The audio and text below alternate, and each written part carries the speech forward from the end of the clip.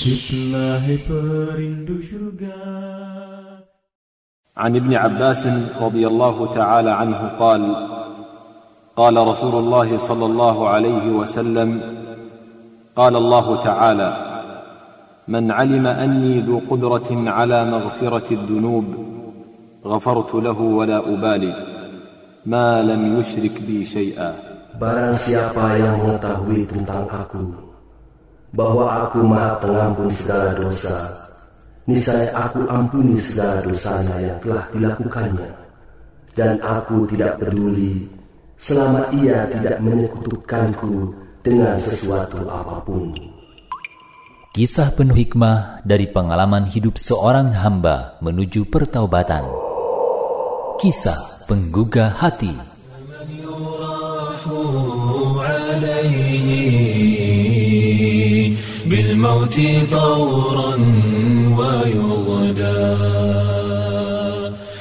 Pendengar yang budiman, Allah Subhanahu wa ta'ala berfirman dalam surat Al-Isra ayat ke-23,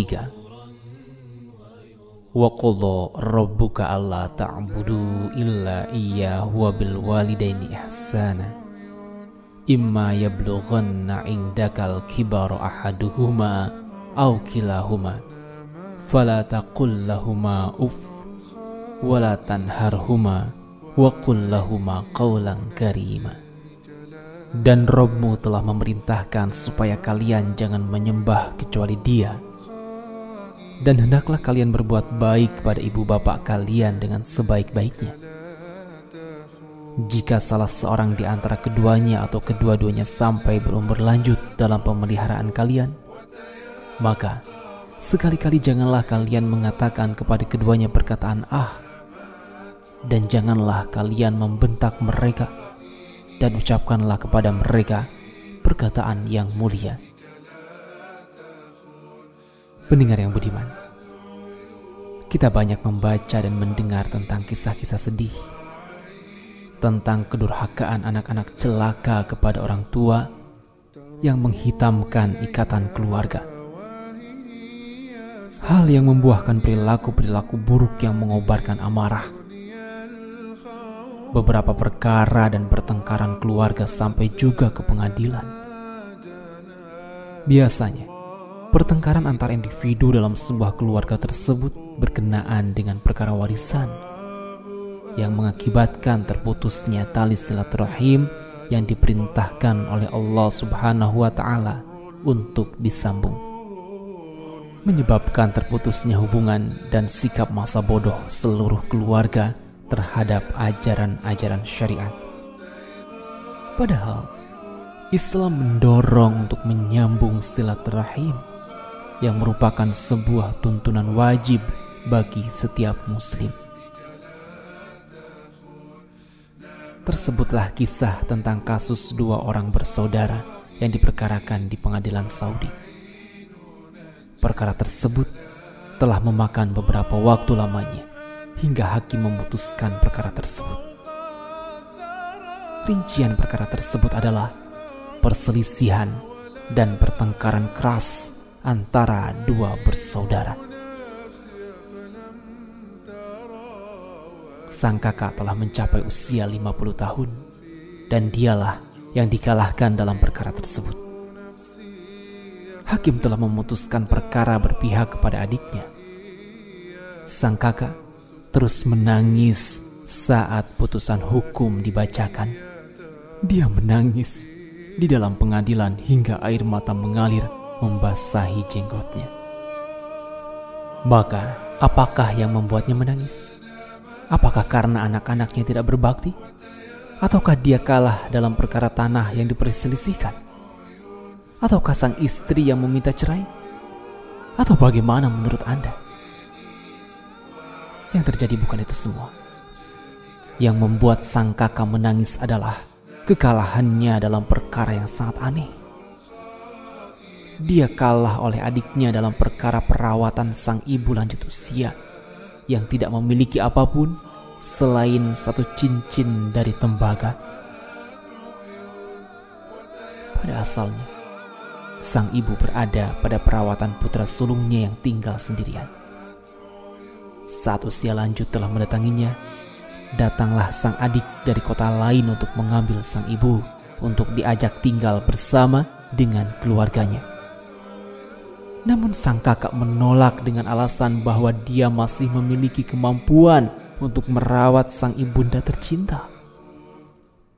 Maka mereka pun banyak berselisih tentang masalah ini. Lalu pada akhirnya perselisihan ini dibawa sampai ke pengadilan agar hakim memberikan keputusan di antara keduanya. Akan tetapi, pertemuan di pengadilan tersebut memanas dan berlangsung berkali-kali.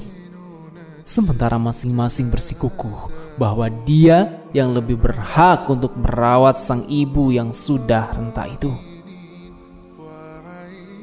Di pengadilan itu, hakim meminta untuk dihadirkan sang ibu agar bisa ditanya. Lalu dua bersaudara tersebut menghadirkan sang ibu dengan saling bergantian menggendong sang ibu yang sudah kurus dan tidak kuat lagi berjalan. Tatkala hakim bertanya kepada ibu tersebut, "Siapakah yang lebih Anda pilih untuk tinggal bersama?" Maka ibu tersebut menjawab, "Ini adalah mata kesayanganku," seraya memberikan isyarat kepada putra sulungnya.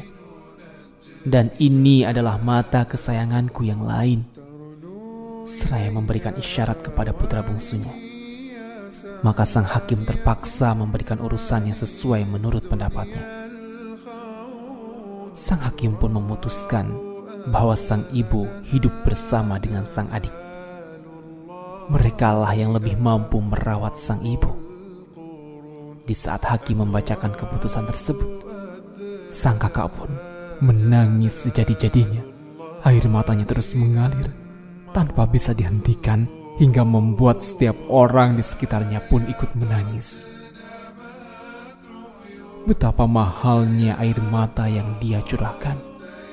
Air mata penyesalan karena tidak memiliki kemampuan untuk merawat ibunya setelah dia menjadi tua.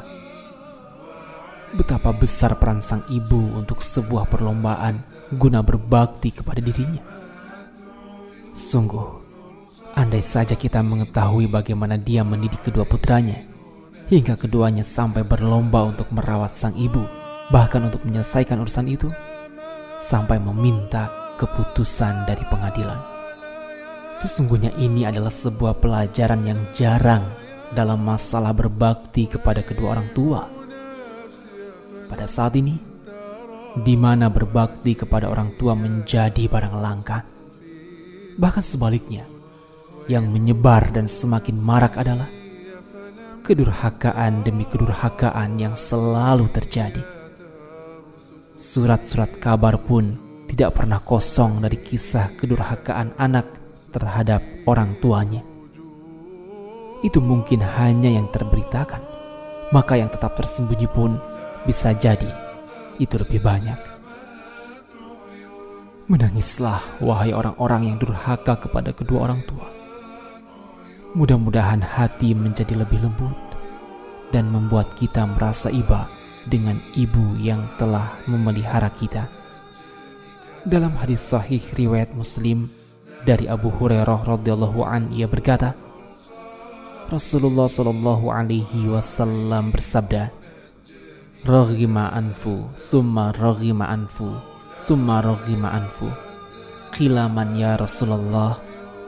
Qala man adraka abawaihi indal kibari ahaduhuma au kilaihima falam yadkhulil jannah." Semoga hina, kemudian semoga hina, kemudian semoga hina. Kemudian beliau ditanya, "Siapa wahai Rasulullah?" Beliau menjawab, "Orang yang mendapati kedua orang tuanya di masa tua, salah satunya atau keduanya, lalu ia tidak masuk surga." Lalu, di manakah posisi kita? Berada di golongan merugikah? Atau golongan yang beruntung? Tentukanlah segera jawaban pertanyaan ini dengan jawaban terbaik kita.